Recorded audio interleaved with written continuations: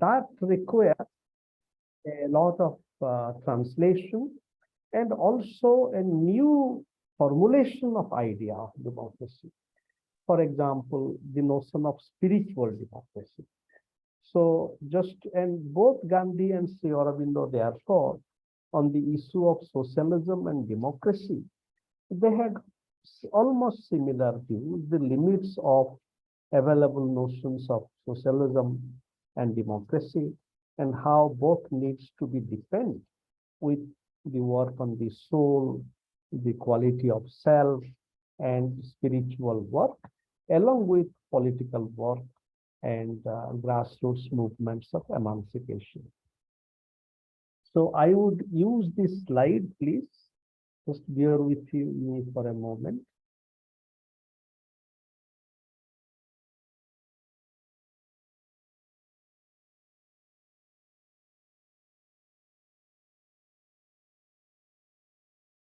Now, Mahatma Gandhi and Sri Aurobindo. So I have edited this book, Mahatma Gandhi and Sri Aurobindo, which has many important contributions, and I'm very happy that one of our insightful contributors, Payal, is with us today. Now, both Gandhi and Sri Aurobindo are not only makers of modern India, but I would like to call that they are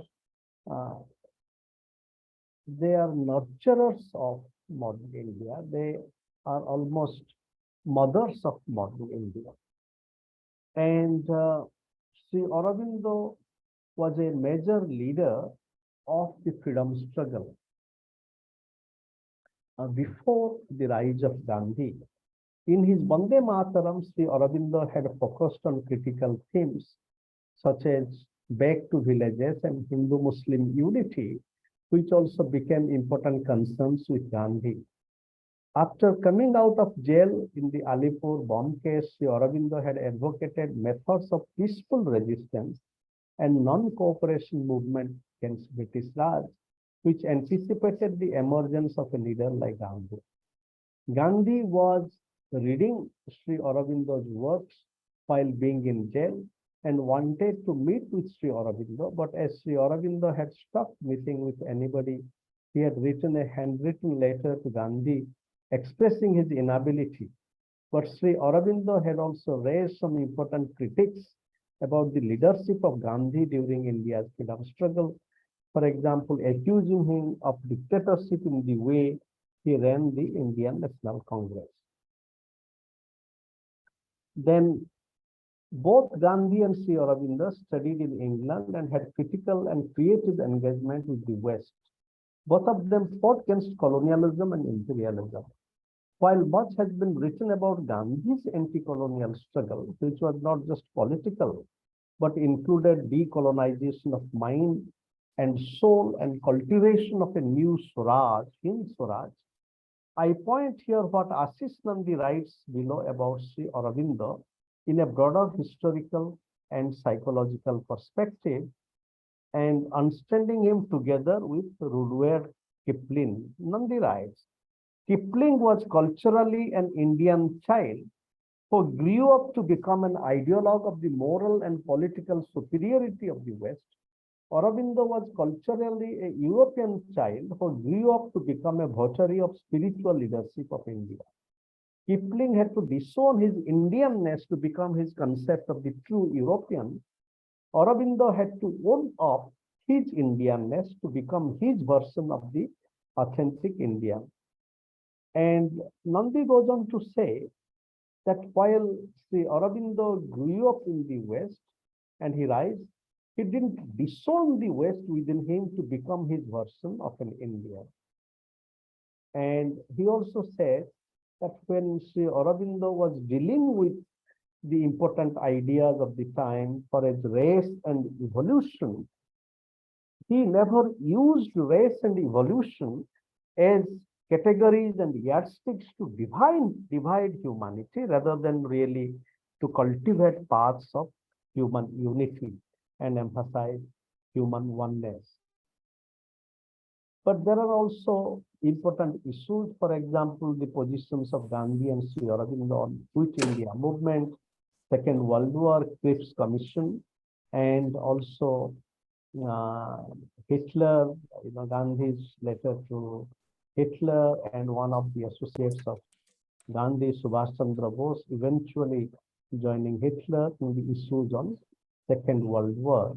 And one of our contributors, he has dealt with this issue in our book. Now, there is the question of violence and non-violence also. Hello, you can hear me? Hello?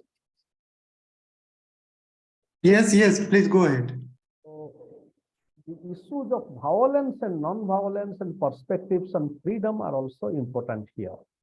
Sri Aurobindo had used violence as an instrument of attainment of political freedom in his early days, but when he left British India and his political work and offered himself to his yogic sadhana in Pondicherry, he changed. But even during this Swadeshi movement, now studies show that though Sri Aurobindo accepted the need for violent revolutionary struggle, war when it is necessary, but Sri Aurobindo had not, had not okayed use of terror tactics like use of bomb, which would kill, innocent people. And Sri Aurobindo was very clear on that, as the recent biography of Sri Aurobindo by Professor Manoj Das suggests. For example, when his brother Barindra Kumar Ghosh was engaged in some of this bomb making activity, Sri Aurobindo had little knowledge about it, and he had not condoned this kind of bomb and political assassination. Then other thing to think about Gandhi and Sri Aurobindo is that both of them led a simple life. We have read a lot about the simple living that Gandhi lived, but maybe we have not experienced the simple living that Aurobindo lived. For example, even while working as the Diwan, as the high official in the king's government in Baroda, Sri Aurobindo lived very minimally. It is said that he was sleeping on the floor, and when the police officer knocked his door at 4 o'clock in the morning in 1908 in Kolkata, and this officer was eager to catch Sri Aurobindo, but when he saw, he asked him that you have studied in England and you are sleeping on the floor. Are you a poor person? Sri Aurobindo says, yes, I am a poor person and I want to live like a poor person. And there are other, continued, living of Sri Aurobindo, like when one of his associate was suffering from Baroda fever, he kept working all night just to attend to his need, and because of his attention that his life could be spared. And similarly, Gandhi's lifelong care of the people who lived with him in his ashram includes for accurate praise. But one important theme here, as we are on the Easter days, Friday.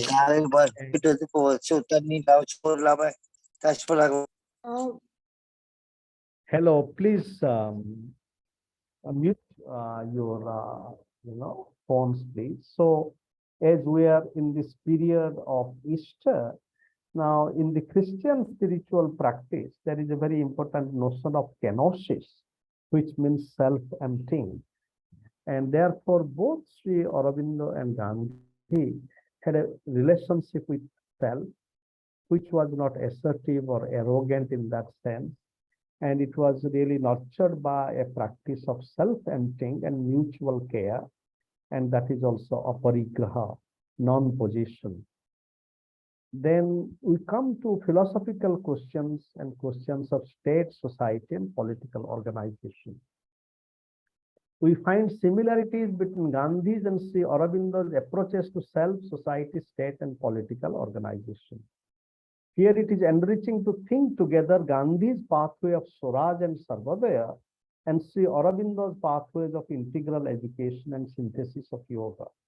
Both of them present profound critiques of the organization of the state, especially its mechanical and violent aspects, and the constitution of self in modernity, and suggest ways to transcend these.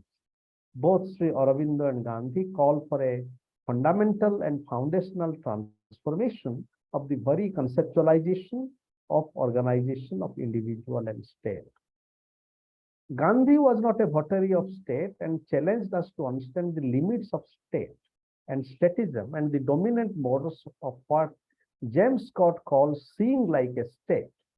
The Aurobindo also challenges us to realize the limits of a mechanical nature of state in modernity and how we need to fundamentally rethink, reconstitute, and transfer both self and state, what Sri Aurobindo calls the person idea and the state idea. So therefore, in Human Cycle, Sri Aurobindo writes, in the relationship between the individual and the group,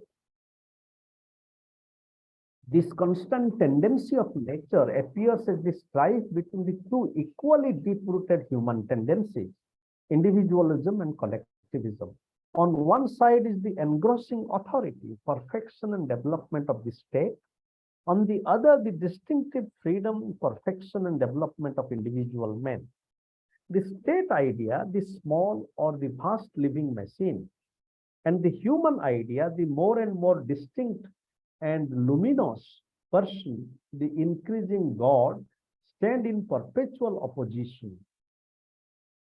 And he goes on to say that these two ideas, the size of the state makes no difference to the essence of the struggle and need make known to its characteristic circumstances. It was the family, the tribe or the city, the police, it became the clan, the caste and the class, the kulo and the genes.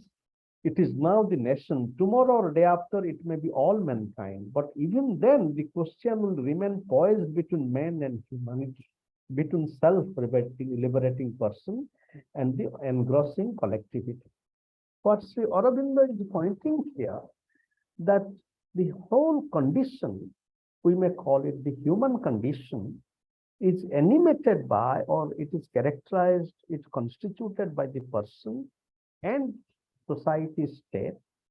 And unless there is a transformation of the person idea, which would include also its relationship with community and society, and the state idea, where it would give space to the person. This transformation requires both transformation of consciousness as well as transformation of collective organizations. And on the idea of state, Gandhi also had similar ideas. And as we know, that Gandhi was not statist. And while other leaders of modern India, Pandit Jawaharlal Nehru, our Prime Minister, Dr. Ambedkar, Baba Saheb Ambedkar, they posited a lot of confidence in state. In a way, post-independent India gave a lot of power to state. And now that kind of a statist approach to state is one of the problems, one of the roots of many problems that we are facing in India today. So then coming to religion, tradition, and modernity, both Gandhi and Sri Aurobindo had critical and creative engagement with tradition, religion, and spirituality. Both of them discovered their own tradition in complex ways. Gandhi first read Gita in English in England, and Sri Aurobindo first read Upanishads in England too. But neither of them, though they build on Hindu tradition, but neither of them were confined only to Hindus. And for example, they were not necessarily ritualist Hindus, though both Gandhi and Aurobindo visited temple. And sometimes, for example, Sri Aurobindo's visit to both Kali temple in Narmada near Chandod Karnali, and his visit to the Sri Shankaracharya place in Kashmir. Both of them were occasions for deep spiritual realization for Sri Aurobindo. But nonetheless, both of them related to religion in a way pointing us for a spiritual relationship with the religious. Then the question of the multiverse of self, other, and the world. Here I bring the issue of, for example, how do we relate to the question of the other, like the low caste other in the Hindu caste system, and the whole question of the othering in the religious sense. Now, both Sri Aurobindo and Gandhi, they didn't support the caste system or caste hierarchy. And in a way, there are now studies which show that how Ambedkar drew inspiration from Sri Aurobindo's fundamental critique of caste during his Vande Mataram days. And here we may remember that the same Maharaja of Baroda, where Sri Aurobindo worked, the same Maharaja also had supported Dr. Ambedkar's study in Columbia University. But though Sri Aurobindo didn't support the caste system, but he challenges us to understand the psychospiritual question of different swabhava in our life. Sri Aurobindo challenges us to realize that different individuals would like to adopt different vocations of life. And even in a casteless society, this would be a reality which also resonates with some of the thoughts of Gandhi. And it challenges critics of and activists against caste system to take into account the psychological domination or psychological dimension, which, however, is not an excuse for justification of caste domination. Then here, what Carl Julius Roepke, a deep scholar of both Gandhi and Sri Aurobindo, writes helps us. Gandhi experienced often painfully that men are born with different abilities. He was convinced that all abilities had to be gained through exercise and pain, and of necessity should evolve throughout life. But he became painfully aware that desirable personal qualities and faculties cannot be enforced in others, even through law, as with his son Harilal. Therefore, the different dispositions of men to acquire abilities seemed to him a natural foundation for a human division of labor. He thought that these varnas, defined as four principal dispositions to contribute to the general welfare of the whole, should be redefined by modern men. One of these varnas should be followed out of one's own self-awareness, so everyone should decide freely on his or her varna path. There should be no discrimination because of that choice, and varna should not be hereditary and cause the status and privilege of families. The danger of creating new identities which might end up politically fighting each other instead of organically working together lurked in the back of this vision. Ambedkar, through his background and learning, was very far from being able even to comprehend this kind of reasoning expressed in an experimental and tentative way by a man he could not love. But the point is that on this issue of Swabhava, that each one of us have a path of choice, we would like to be something. Gandhi and Sri Aurobindo come together and they do not support the so-called, hereditary justification of caste hierarchy. We can also engage ourselves with all the three in terms of their engagement with Vedanta and Buddhism. In case of Gandhi and Sri Aurobindo, both of them drew inspiration from Vedanta, but transformed it in the direction of both divine self-realization and social transformation. Some interpreters term both of their engagement as a work of Neo-Vedanta. But Vedanta has a complex relationship with Buddhism, as both of them influenced each other. But in case of both Gandhi and Sri Aurobindo, their engagement with Buddhism was not very concerned, but they had some engagement with Tantra as a dynamic movement of creation of energy. It must be noted that Tantra had influenced both Vedanta and Buddhism. Ambedkar acknowledged the significance of Upanishads for offering critique of caste discrimination, and in this very limited sense, his project can be seen as finding some resonance with Vedantic ideal of self-realization beyond the trappings of body, gender, caste, and ego. But Ambedkar did embrace Buddhism and in the process offered a new hermeneutics of not only Buddhism but also Indian tradition. We can think together here Gandhi and Sri Aurobindo's engagement with Dharma as well as Ambedkar's engagement with Dhamma. I want to point here that as Ambedkar was both interested in caste and gender liberation, therefore the project of gender liberation in Ambedkar can be enriched by a creative dialogue with vision and practices of Tantra with which both Gandhi and Aurobindo were engaged in. Then I move on. Then I bring this issue of, here also I bring another dimension, what I call as pragmatism. That how both Gandhi and Sri Aurobindo, their spirituality had a pragmatic dimension, and that pragmatic dimension is practice, transformative practice, but also it is the kind of pragmatism that John Dewey talks about, where pragmatism is a force in social democracy as well as educational democracy. So I suggest spiritual pragmatism is another connecting thread between Sri Aurobindo and Gandhi. Swaraj, Swadeshi, Satyagraha, and Integral Yoga are multidimensional projects of sadhana and struggle with Gandhi and Sri Aurobindo. They are ethical, aesthetic, social, political, and spiritual projects of critique, creativity, and transformation. Gandhi had launched Satyagraha in South Africa and India.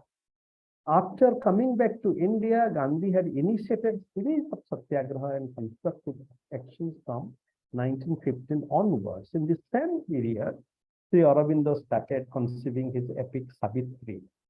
In this section, I want to bring the very, a kind of a conjoined project of what I call as Savitri Satyagraha. And that Savitri Satyagraha is that as Satyagraha is a path of, resistance and transformation, similarly, Savitri in Sri Aurobindo's epic Savitri, when Savitri is really, dialoguing with Yama to bring Satyavan into life. Who is this Savitri? According to Richard Hard, a great scholar of Sri Aurobindo, Hard writes that Sri Aurobindo's Savitri is not Sri Aurobindo's Savitri is not just a virtuous Hindu woman who is trying to bring her husband back to life. Now, for Richard Hart, that here I present Hart's thought. For all Savitri's strength of character in the ancient Sanskrit epic, she essentially embodies wifely virtue, or to be more precise, the dharma of Kshatriya women. But for her, now Sri Aurobindo's Savitri is different. Sri Aurobindo's Savitri embodies the spirit of revolution that Sri Aurobindo stands for. Here too, death represents law, but primarily that of material nature, not the moral and spiritual law. As he once said, touch not, death is talking to Savitri, touch not the seated lion, the ancient laws, respect the calm of great established things. Savitri's reply, writes Richard Hart, in a passage dating back to the first draft of 1916, breathes the defiance that, among other qualities, distinguishes Sri Aurobindo's heroine from her ancient namesake. And what Savitri says, I trample on thy law with living feet. For to arise in freedom, I was born. I submit here to arise in freedom, as Hind Swaraj and Satyagraha is also a multidimensional struggle with freedom, which Sri Aurobindo, as he writes in Savitri, a lonely freedom cannot satisfy a heart that has grown together with every other heart. I am a deputy of an aspiring world. My spirit's liberty I ask for all. So I would be concluding in a few minutes only. So then I present, for example, Savitri Satyagraha as a way of engaging with Sri Aurobindo and Gandhi together, especially in our contemporary context. We see that in our contemporary context, the kind of death and destruction that is happening. Here I give you the example that one of the moving images of the dead is an image of Alan Kurdi, a 3-year-old body lying dead on a Turkish beach in Mediterranean Sea, while his parents were trying to flee from Turkey to Greece in a. Another heartrending image is that of a 2-year-old boy trying to wake up his dead mother who died during their train journey and was lying in bench in Muzaffarnagar station in Bihar. Can Savitri now strive to give life to Alan Kurdi as a Satyavan of our times?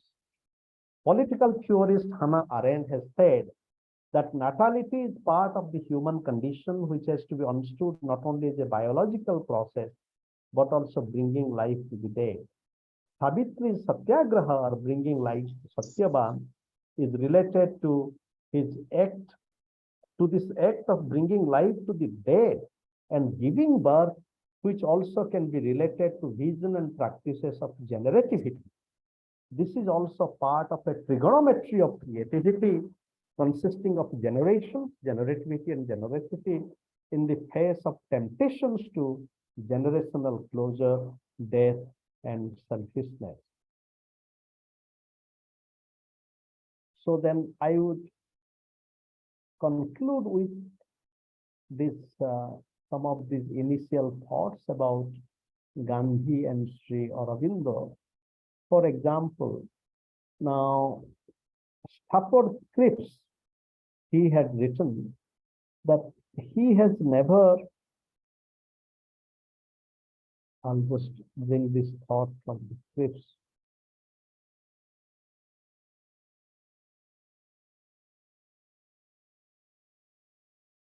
Now, Cripps had written that he has never met a man, he has never met a man who lives, in whose life his spirit has been manifest in such a way. A person who lives as an embodiment of spirit.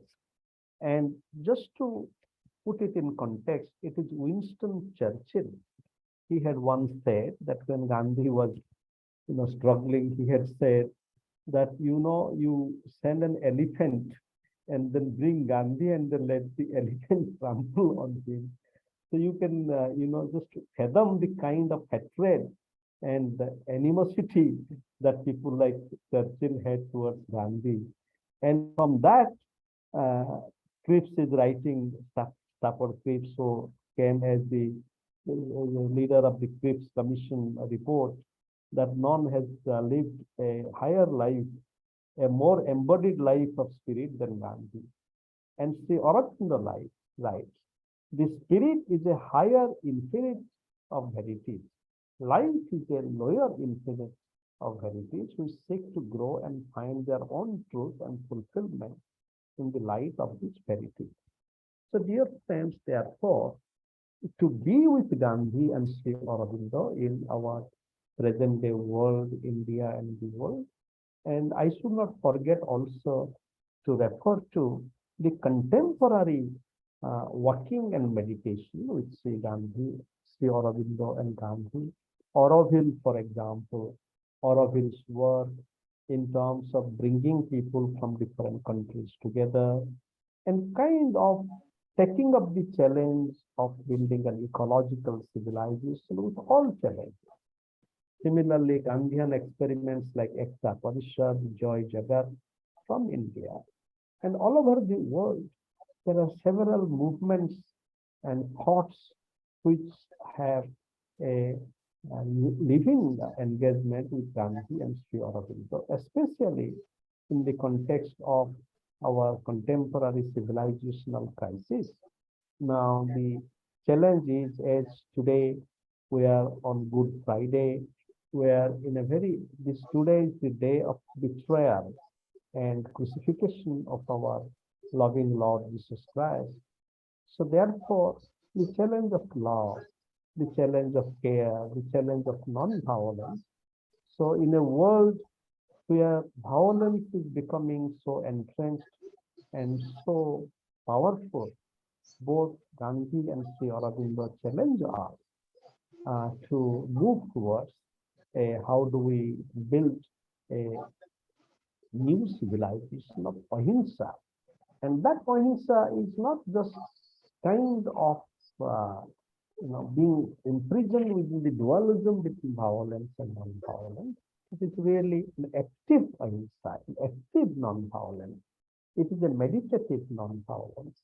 It is non-violence as love, and how we need to take part in the evolutionary transformation, which includes transformation of our existing social institutions, state. We see that the category of the state everywhere is becoming so ruthless. And so how do we cultivate paths of statelessness, non-state, and no self? So I have a poem and in which I write about the possibility of a no self and non-state state.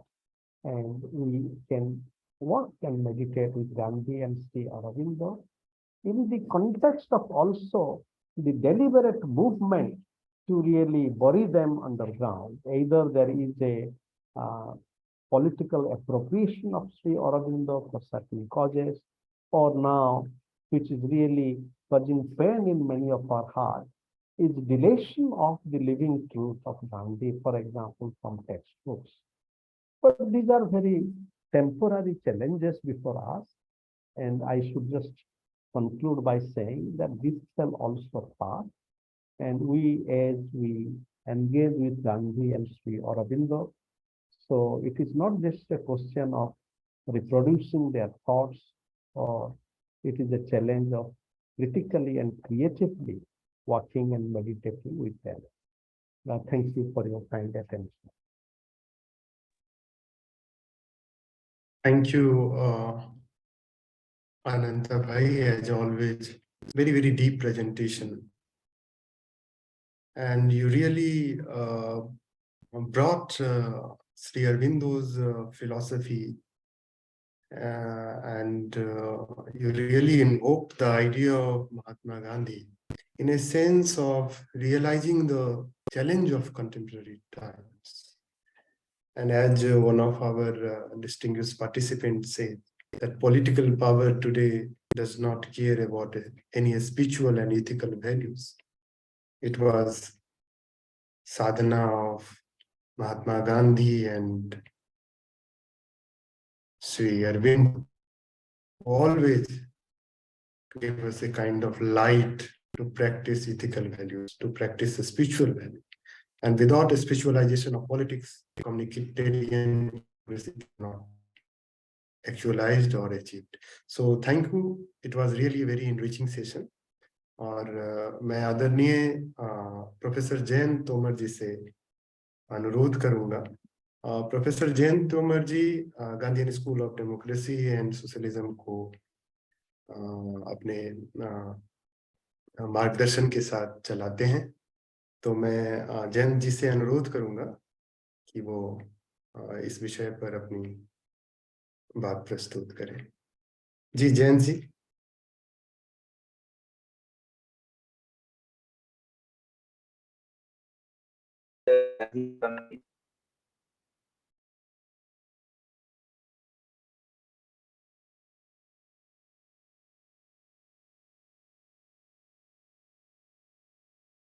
Jayant जी, क्या मेरी आवाज आप तक पहुंच रही है?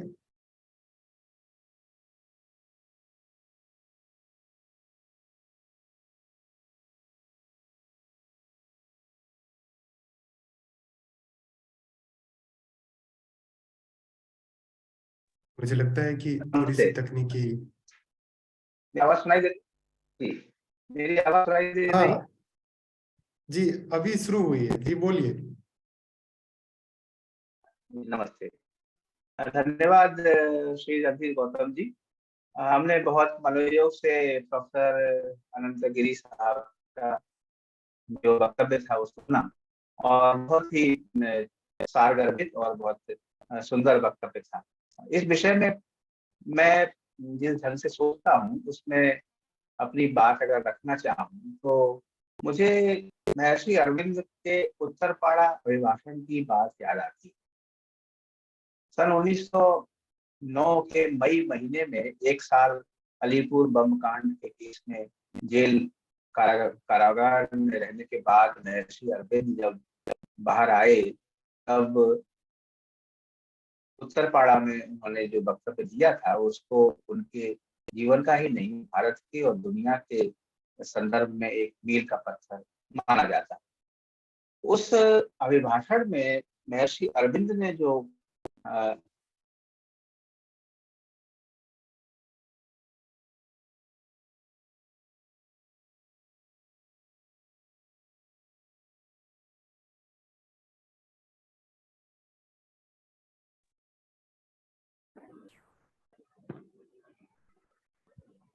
मुझे लगता है कि इंटरनेट के तकनीकी वजह से मैं आ गया। Hello Randeep, I am here. Yes yes, okay okay, thank you thank you. We are just listening to professor Jayant Tomar ji. Jayant ji, मेरी आवाज पहुंच रही है आप तक? हाँ, आ रही है जी। तो मैं हाँ, वो महर्षि कैमरा अरविंद को ऑफ के करके उत्तरपाड़ा बोलिए। अभिभाषण की बात, अच्छा, महर्षि अरविंद के उत्तरपाड़ा अभिभाषण की बात मैं कर रहा था, जिसमें उन्होंने अंत में कहा, भाषण के अंत में, कि this is the word that has been put into my mouth to speak to you today. What I intended to speak has been put away from me and beyond what is given to me. I have nothing to say. तो उन्होंने सनातन के विषय में जो उन्होंने कहा है कि I said then that this movement is not a political movement, that nationalism is not politics but a religion, a creed, a faith. I say it again today, but I put it in another way. I say no longer that nationalism is a creed, a religion, a faith. I say that it is the Sanatan Dharma, which for us is nationalism. The Hindu nation was born with the Sanatan Dharma, with it moves and with it grows. When the Sanatan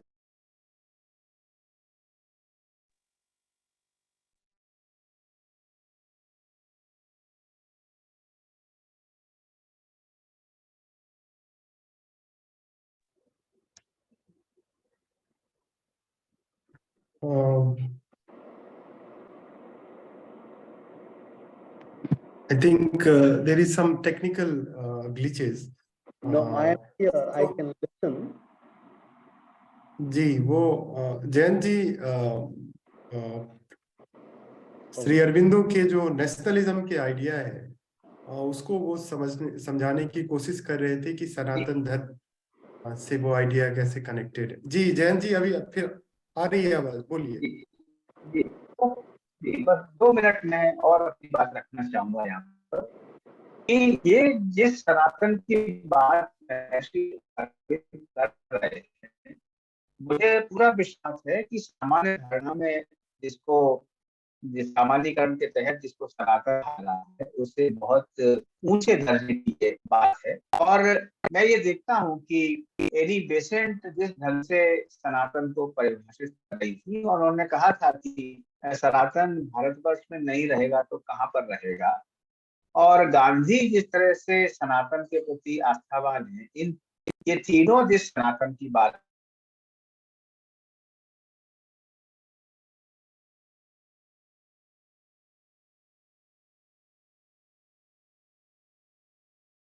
जी, तो महात्मा गांधी यानी Besant और महर्षि अरविंद जिस सनातन की बात कर रहे हैं, वो हमारी सामान्य धारणा में जो सनातन है उससे बहुत की बात है। और इसी के तहत जो प्रोफेसर इवोल्यूशनरी ट्रांसफॉर्मेशन, और जिस इवोल्यूशनरी ट्रांसफॉर्मेशन की बात महर्षि अरविंद ने की है, अति मानस की बात की है, उस पर अगर हम पहुंचते हैं तब हम महर्षि अरविंद और महात्मा गांधी के विचार सरणी को और कुछ समझ सकते हैं और उसमें विचरण कर सकते हैं। मैंने बहुत ध्यान से प्रोफेसर अनंता गिरी के वक्तव्य को सुना और ये एक बहुत सार्थक व्याख्यान है। इतना ही मैं कहना चाहता हूँ। बहुत धन्यवाद जी।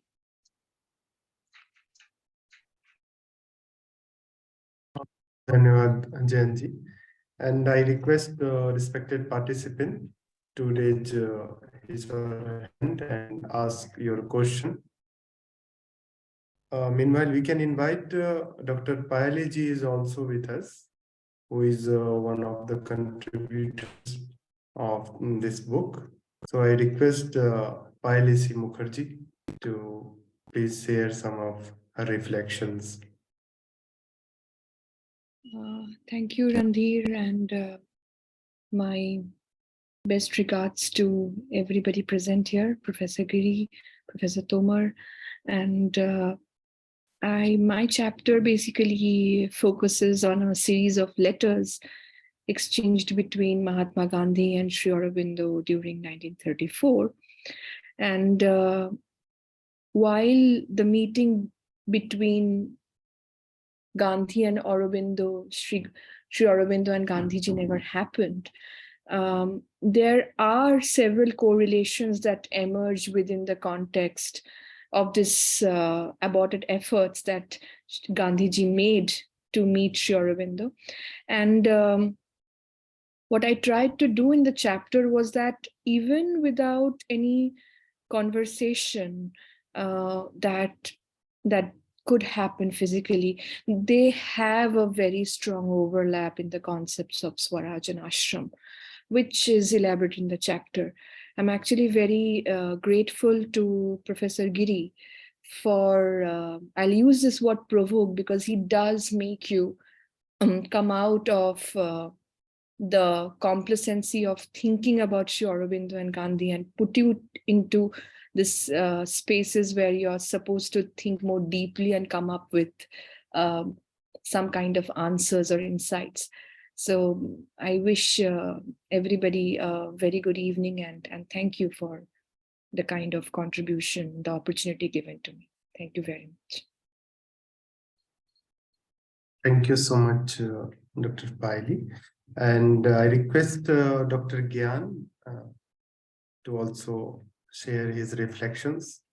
Dr. Gyan is very interested in the work of Mahatma Gandhi, and he has deeply engaged with recently the work of Gandhi's concept of Gita, Bhagavad Gita. Yes, thank you very much. Thank you very much. It was really very interesting. And well, what the point, there are of course very many points which are to be discussed and analyzed, investigated.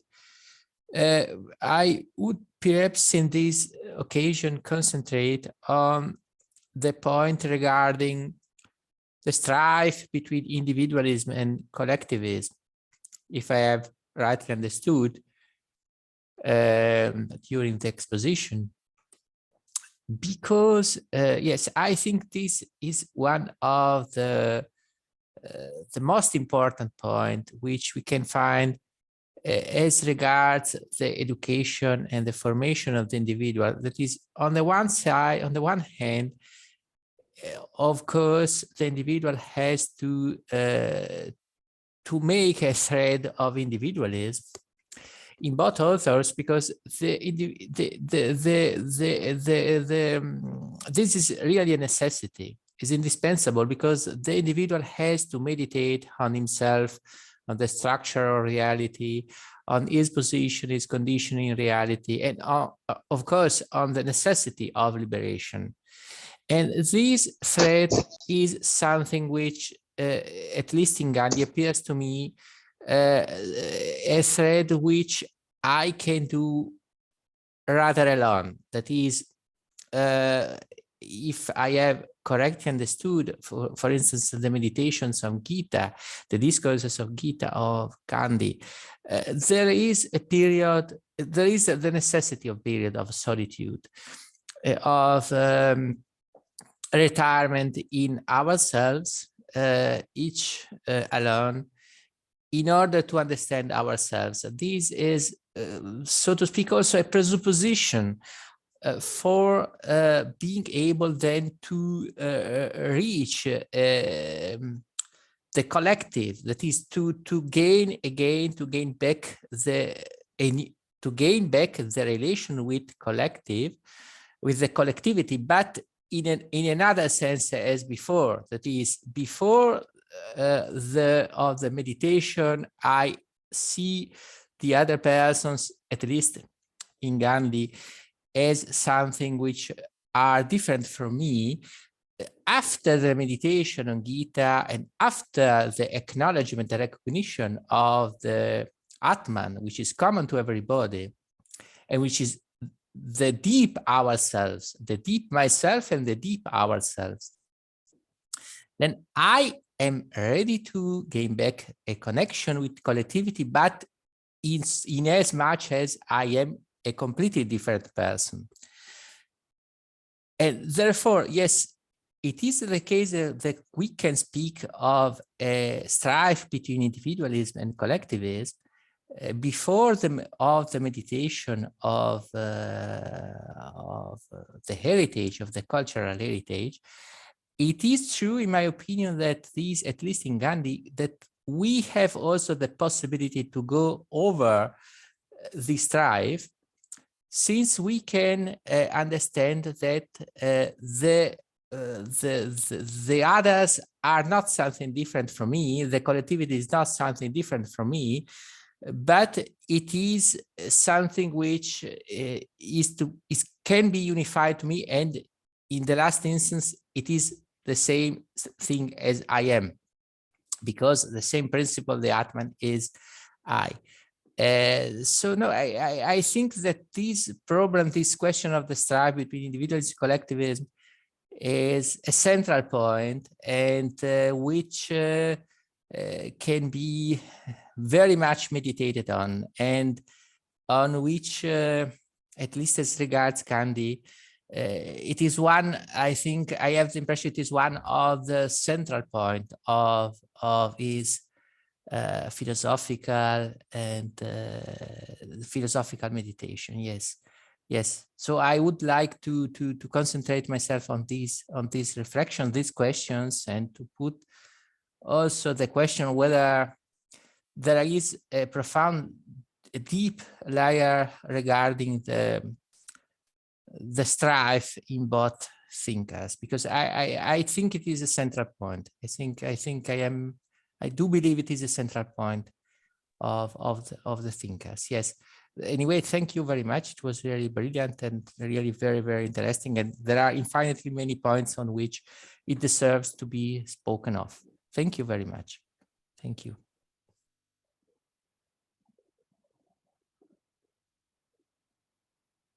Thank you, Gyan. I can see one raised hand, Maharaj Hussain. Yes, please unmute and ask your question.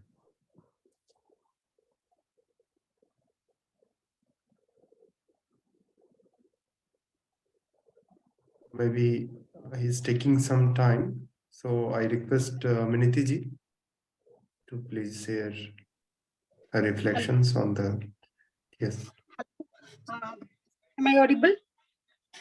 Yeah. Thank you. And thank you, Ananta, so much for, as usual, very deep and insightful presentation. I just would like to know a little bit more about the psycho-spiritual Sobha, how it was. And Aurobindo, many that describe sometimes the atheist as well as the spiritualist. So in that aspect, did he believe in Ramarajya, or the kingdom of God? He also, did he believe? And whether the Ramarajya and Ramness what was the connection for him? Thank you.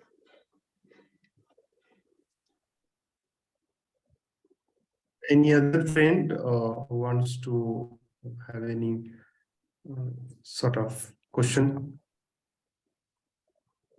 So, Ananta bhai, I have one or two queries. One is, if you can explain because Gandhian idea of democracy is very clear and very clear in the sense he used Ram Raj to explain the very concept of democracy. So he connect people in a very popular language. What is the idea of democracy for Aurobindo? Because we know Aurobindo as a very spiritual man, represent Indian culture in a very Sant tradition. So if you can briefly tell us about idea of democracy and the idea of freedom, as Professor Gyan was highlighting, what is the difference between the idea of freedom between Gandhi and Aurobindo? So these are the two very question. If you can help us to meditate some of your reflections. Yes.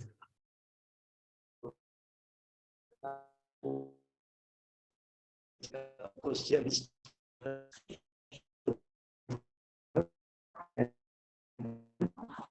Yes, Kumar. Yes, he also said that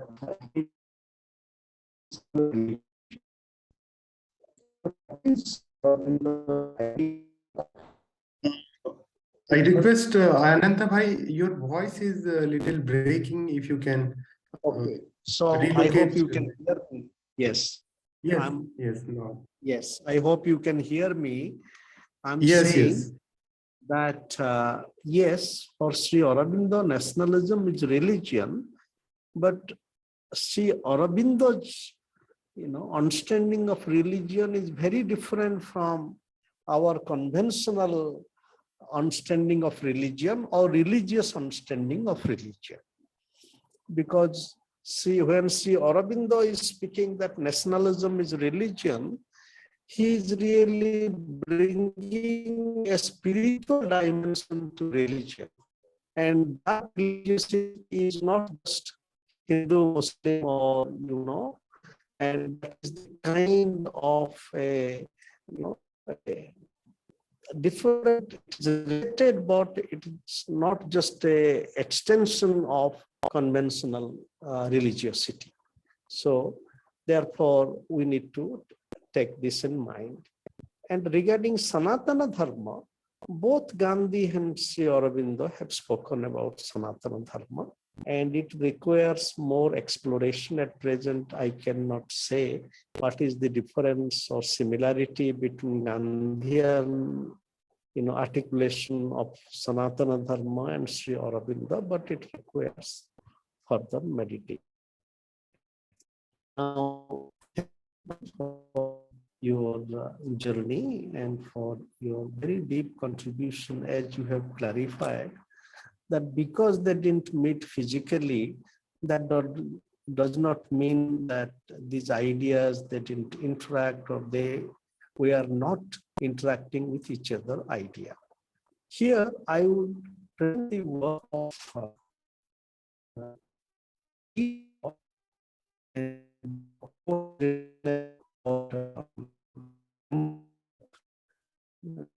I'm sorry if I'm not, Dilip Kumar Roy is his name, Dilip Kumar Roy, who is a classmate of Subhash Chandra Bose from Cambridge. And he came to live with Sri Aurobindo, accepting his guru. And he was also a great lover of Gandhi.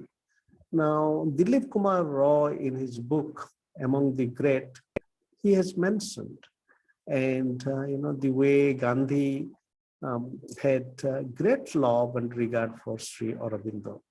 And there are deep descriptions about it. Therefore, they have not met. That does not mean that they were not interacting with each other's ideas. And today, we must make an effort to engage together. And this is our seminar today, is a journey of that kind. Another thing that I have not mentioned, but it also requires attention, is that Gandhi and Sri Aurobindo and their relationship with art and aesthetics. Both of them, they had a deep love for art. In case of Gandhi, it was a different kind of love for art. And it was a kind of loving the beauty of the creation and the creator, and always be careful that one is not enslaved to only externalities. In a similar way, Sri Aurobindo makes a distinction between aesthetics and aesthesis, where aesthetics might point to the sensible, but aesthetics points to the deeper realms of reality. Then we have the question from Minati. Of course, Jan Luigi, your point about the strife between individualism and collectivism. And in a way, both Gandhi and Sri Aurobindo were trying to find ways of going beyond these extremes. And how does we become an individual, a different kind of individual, as well as a different kind of collective. Then Minati, as always, your questions are becoming very thoughtful and deeper. And particularly this whole psycho-spiritual dimension of life, not just caste, but the swabhava that we have, that each one of us, we would like to do something. And where does it come from? And Sri Aurobindo also has written a book on rebirth. And though that rebirth is not of a mechanical kind, that, it was me or Minati, which was something in the last life and becoming that, but it is a kind of the eternal journey of the soul that is getting manifested in different ways. The point is that each one of us have certain kind of things that we love to do, in which we would like to express ourselves. And somebody like to paint, somebody like to play, and somebody like to do hard physical work. Without essentializing it, that how do we acknowledge that and create a space for that? Therefore, this idea of swabhava is very interesting. And that swabhava again has to be understood in such a way that it is not it is a stone hanging around our necks. No, it is a kind of orientation that we have. So how do we express ourselves in the way that we would like to express? And our existing division of labor must not be a bottleneck in that.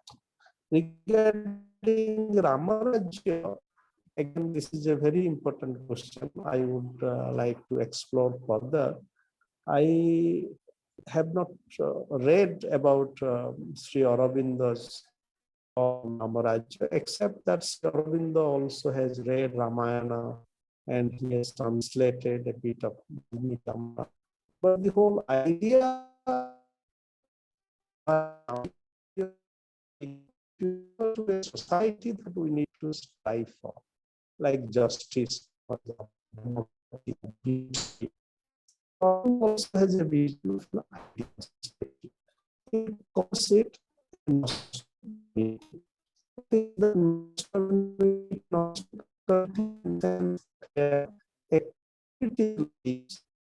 kind of gnosis, a kind of spiritual knowledge. And that community would be an experimental community.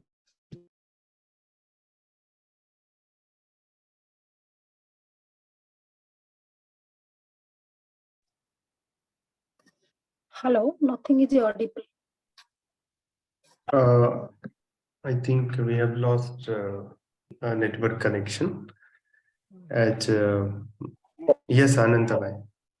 Now, yes, I am just confused. And regarding your point about democracy, is that yes, we know about Gandhi's views on democracy, but Gandhian view of democracy also has spiritual dimension.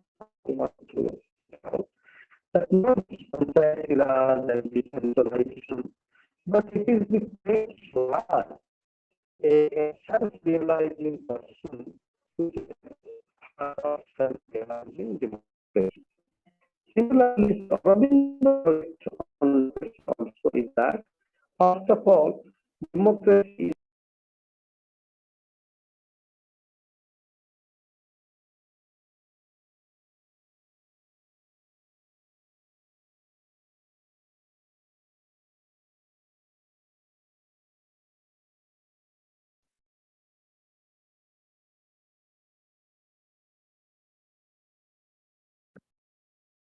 Yes, Ananta bhai, I think you are joined now. Please conclude. So this is my concluding line that see Aurobindo's point is that it is not just a statist democracy, but democracy, at the level of communities and also the spiritual dimension of democracy. Therefore, democracy as a yoga.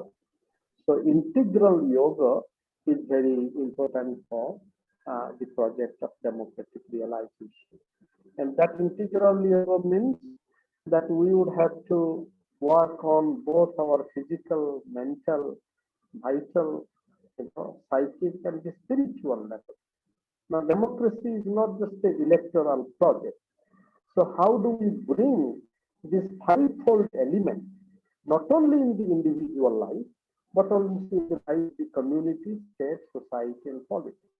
Now, even our notion of our community society does not realize that community society and state also has a spiritual dimension.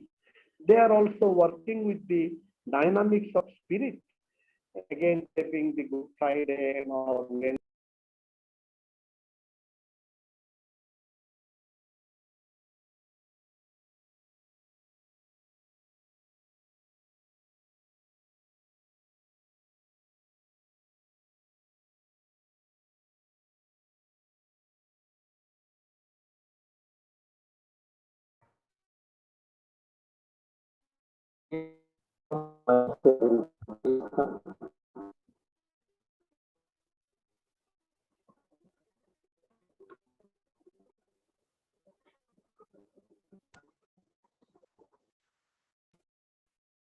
So thank you, dear and respected friend, for joining this very interesting dialogue on Gandhi and Sri Aurobindo.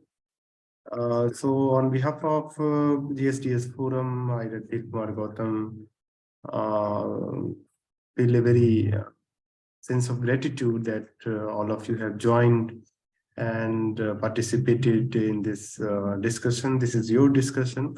So we are very thankful from the bottom of our heart, particularly Professor Anand, Giri, Dr. Paili, Professor Gyan Gului, Professor Jayant, Tomar ji, Alok, Bajpai ji, Veronica ji.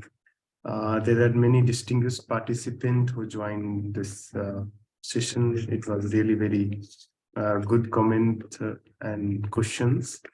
And we expect your participation in our coming dialogue stage as well.